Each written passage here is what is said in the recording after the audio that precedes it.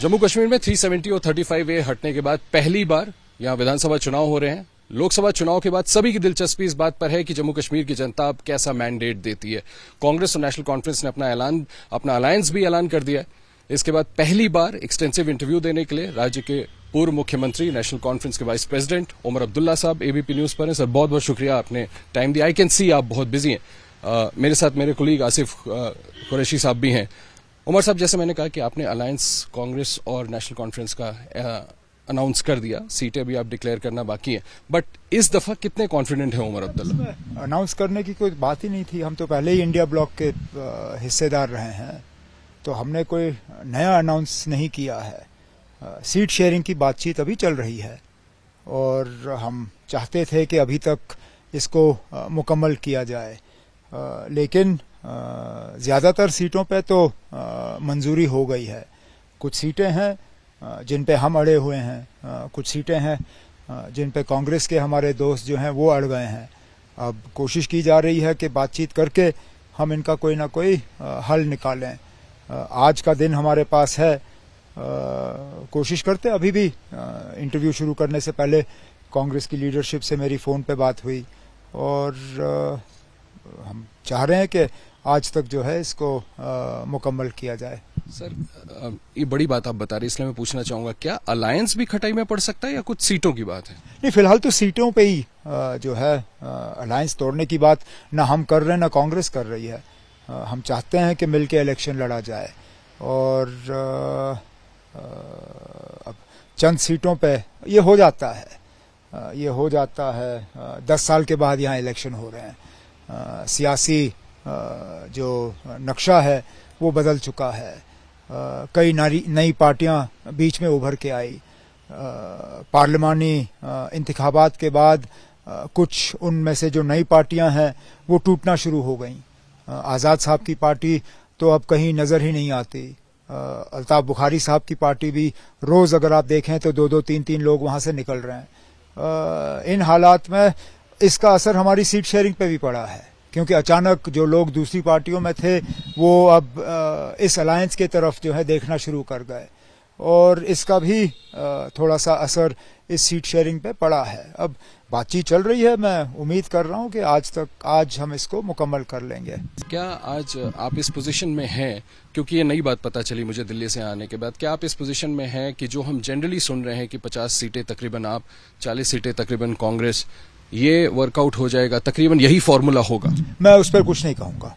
Formula आप हम पे छोड़ दीजिए। कौन कितनी सीटों पे लड़ेगा वो मैं यहाँ आपके साथ शेयर करने की पोजीशन में नहीं हूँ। सर, ऐसा तो नहीं है कि कांग्रेस कुछ सीटों को, जैसे आपने कहा, अड़े हुए हैं, ये ऑब्स्टिनेट हो गए हैं जिसकी वजह से? तो हम भी कुछ सीटों पे अड़े हुए हैं ना। ये तो मेरे तरफ से कहना गलत होगा कि नहीं जी सिर्फ कांग्रेस ही अड़ी हुई है। मैं इतना भी बेवकूफ़ नहीं हूँ कि मैं सारा इल्ज़ाम, सारा दोष जो है कांग्रेस पे डालूं। कुछ सीटों पे हम भी अड़े हुए हैं और अब करेंगे, आहिस्ता आहिस्ता इसको हम ठीक कर लेंगे। अगर बिल्कुल ये कि जब कांग्रेस अध्यक्ष मल्लिकार्जुन खड़गे और राहुल जी यहाँ पे आए थे तो एक मीटिंग शेड्यूल्ड थी जिसमें फारूक साहब और राहुल गांधी और मल्लिकार्जुन की मीटिंग होने वाली, लेकिन वो मीटिंग नहीं हो पाई। क्या राहुल की जो विजिट थी, जो दूसरे दिन जो वो यहाँ पे आए, क्या वो आइस ब्रेकर थी या तब भी बातचीत हो रही थी? कौन सी मीटिंग होनी थी? मैं ये पहली बार सुन रहा हूँ आपसे कि कोई मीटिंग होनी थी लेकिन वो नहीं हो पाई। ये कौन सी बात है? क्योंकि मैं नेशनल कॉन्फ्रेंस का नायब सदर हूँ। फारूक साहब को मैं अच्छी तरह से जानता हूँ, थोड़ी बहुत मेरी उनके साथ वाकफियत है। ऐसी कोई मीटिंग खड़गे जी और राहुल और फारूक साहब के दरमियान तय नहीं की गई थी। हमने सिर्फ उन्हें जब हमें पता चला कि वो श्रीनगर आ रहे हैं यहाँ अपने साथियों से बातचीत करने के लिए, तो हमारा एक पुराना रिश्ता है कांग्रेस के साथ। इंडिया ब्लॉक के हम हिस्सेदार हैं, अलायंस मिलके हम ये इलेक्शन लड़ना चाहते हैं। हमने उनसे गुजारिश की कि आएँ, हमारे साथ एक चाय का कप पिएं और जम्मू कश्मीर की सियासी सूरत हाल पे हम बात करें। लेकिन फॉर्मल किसी तरह की ऐसी मीटिंग जिसकी आप बात कर रहे हैं, ऐसी कोई मीटिंग तय नहीं थी।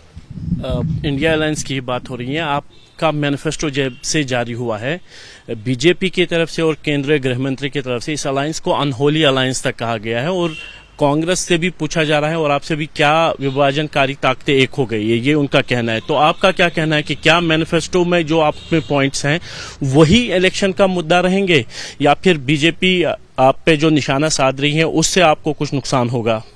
हमें क्या नुकसान होगा बीजेपी के निशाने से? बीजेपी ने कब हमें निशाना नहीं बनाया। जहां तक अनहोली अलायंस की बात है, अनहोली अलायंस की पहली किताब तो बीजेपी ने यहां लिखी। पीडीपी के साथ अलायंस किसने किया?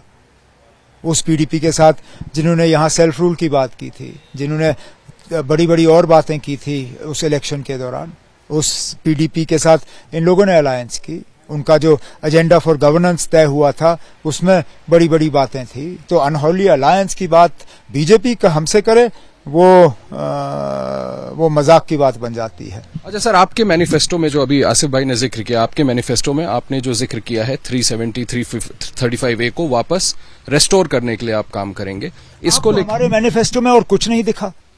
नहीं, आपके ओपोनेंट्स को नहीं दिख रहा, वो इसमें निशान आपको भी नहीं दिख रहा है ना, अब आप लोगों को भी नहीं दिख रहा है।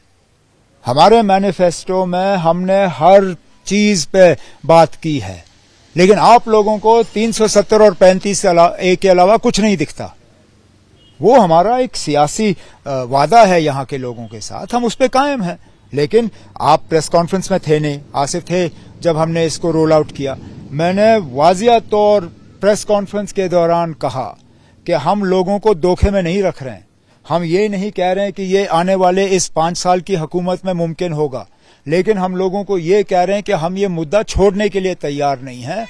हम इस इशू को जिंदा रखना चाहते हैं। आज कल परसों कभी ना कभी हम इस उम्मीद में हैं कि मुल्क के हालात बदल जाएंगे और शायद हम इसमें कुछ हासिल कर सकेंगे।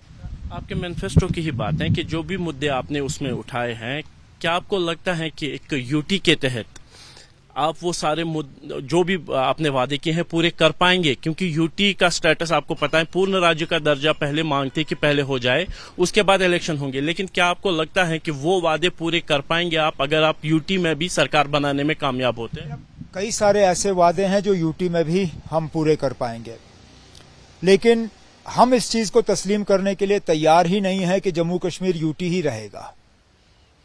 अगर मरकज में बीजेपी की हुकूमत हमें मर्जी से स्टेटहुड देने के लिए तैयार नहीं होती, हम लड़ झगड़ के वापस लाएंगे। क्योंकि मैं अच्छी तरह से मुझे याद है, मैं सुप्रीम कोर्ट में उस वक्त खुद था जबकि गवर्नमेंट ऑफ इंडिया ने सुप्रीम कोर्ट को कमिट किया है कि हम जम्मू कश्मीर की स्टेटहुड रिस्टोर करेंगे। ठीक है ना? अब अगर आप मर्जी से नहीं करते हो, हम सुप्रीम कोर्ट के सामने जाके इस इशू को उठा के गवर्नमेंट ऑफ इंडिया को याद दिलवाएंगे कि सुप्रीम कोर्ट के सामने उनकी क्या कमिटमेंट है, और वो हम हासिल करके रहेंगे। बीजेपी की तरफ से बोला गया है कि कश्मीर घाटी में वो कम से कम 10-12 निर्दलीय उम्मीदवारों के साथ बातचीत कर रहे हैं, उनके सपोर्ट में है, उनके जरिए वो यहाँ पे अपनी इनिंग्स की शुरुआत करना चाहते हैं, क्योंकि घाटी में आज तक नहीं। तो कैसे आप इस चीज को देखें, क्योंकि ये खुले तौर पर बीजेपी के प्रदेश अध्यक्ष की तरफ से बोला गया है कि 10-12 निर्दलियों के संपर्क में है वो। निर्दलीय क्यों? अगर बीजेपी को इतना मतलब अपने बातों पे यकीन है, वो थकते नहीं है ये कहते हुए कि 370 को हटाने के बाद कश्मीर के लोग खुश हैं। वो मोदी साहब के इस फैसले को लेकर बहुत मुतमईन है, उनकी जिंदगी में एक बेहतरी आई है। तो बीजेपी मैदान छोड़ के भाग क्यों जाती है?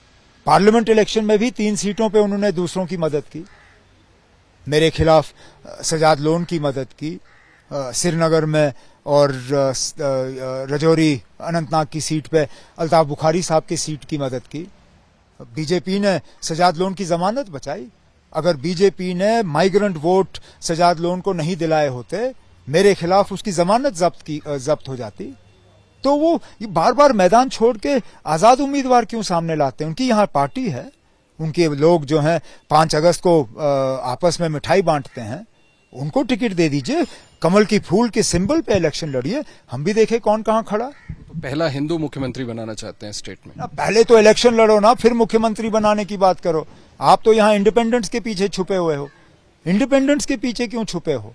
अपना सिंबल लाके। अब अगर हम जम्मू में अपना सिंबल लगा सकते हैं, जहां आप कहते हो कि हमारा कोई मानने वाला नहीं है, आप बीजेपी को कश्मीर में अपना सिंबल लाना चाहिए।